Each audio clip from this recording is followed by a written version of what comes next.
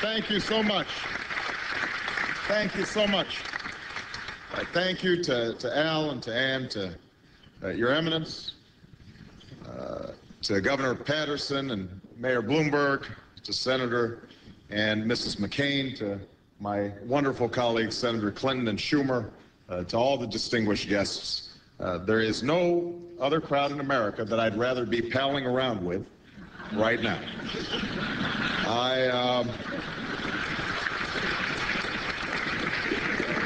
I'm sorry he couldn't be here. I do send regards to my running mate, Joe Biden, or as Senator McCain noted, he now actually likes to be called Joe the Senator. I was thrilled to get this invitation, and I feel right at home here because it's often been said that I share the politics of Alfred E. Smith and the ears of Alfred E. Newman.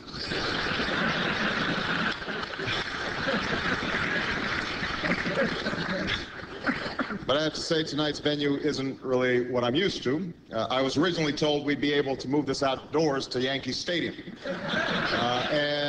Can somebody tell me what happened to the Greek columns that I requested?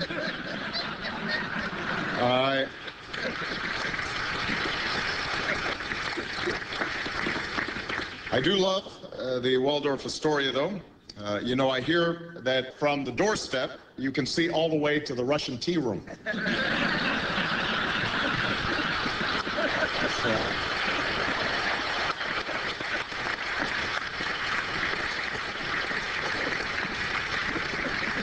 It is an honor to be here with Al Smith. I obviously never knew your great-grandfather, but from everything that Senator McCain has told me,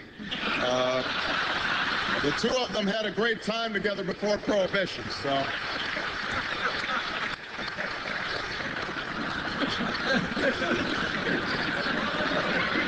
Wonderful stories. The mayor of this great city, Michael Bloomberg, is here. The mayor recently announced some news, made some news by announcing he's going to be rewriting the rules and running for a third term, which caused Bill Clinton to say, "You can do that?"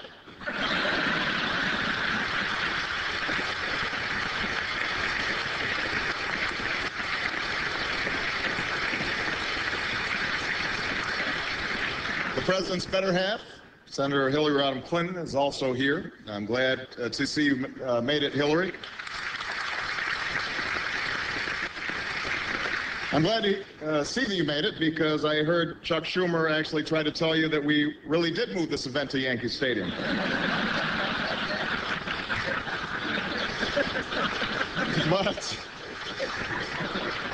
But I'll tell you all from personal experience, Hillary Clinton is one of the toughest and most formidable presidential candidates in history. She's broken barriers. She's inspired millions.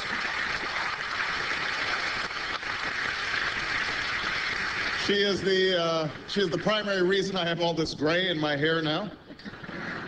I am also glad to see that Senator Schumer is here, and I see that he's brought some of his loved ones. Those would be the folks with the cameras and the notebooks in the back of the room.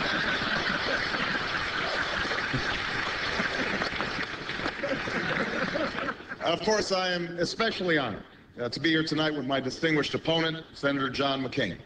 I think it is a tribute to American democracy that with 2 weeks left in a hard-fought election, the two of us could come together and sit down at the same dinner table without preconditions.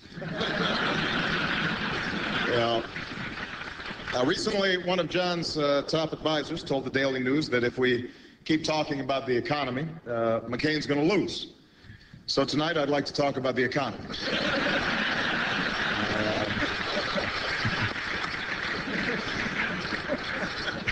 Given all that's happened these past few weeks on Wall Street, it feels like an odd time to be dressed up in white tie, but I must say I got a great deal.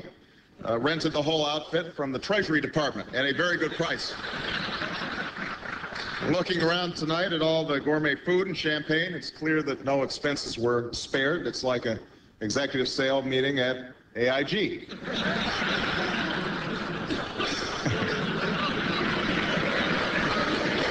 But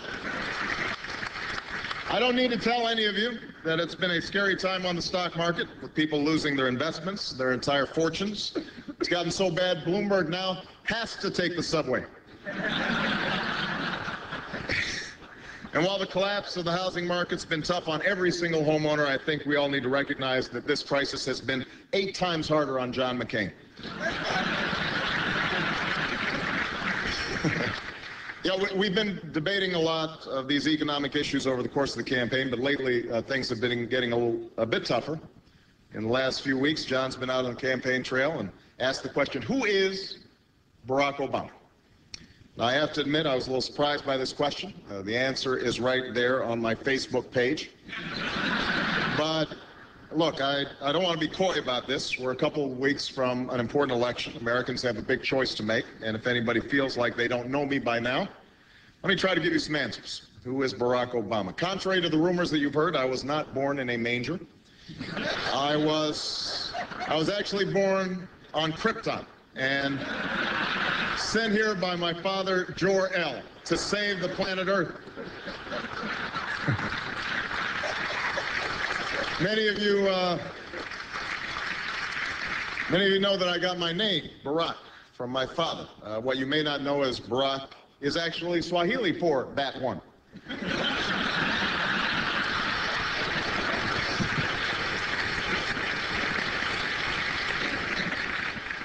And I got my middle name from somebody who obviously didn't think I'd ever run for president.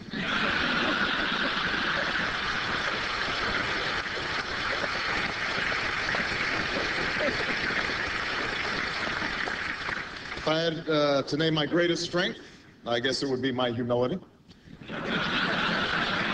Greatest weakness, it's possible that I'm a little too awesome.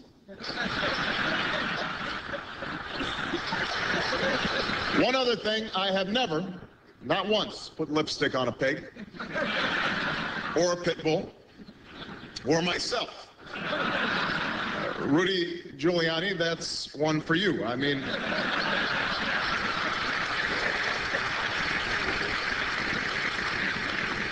who would have thought that a cross-dressing mayor from New York City would have a tough time winning the Republican nomination? It's shocking.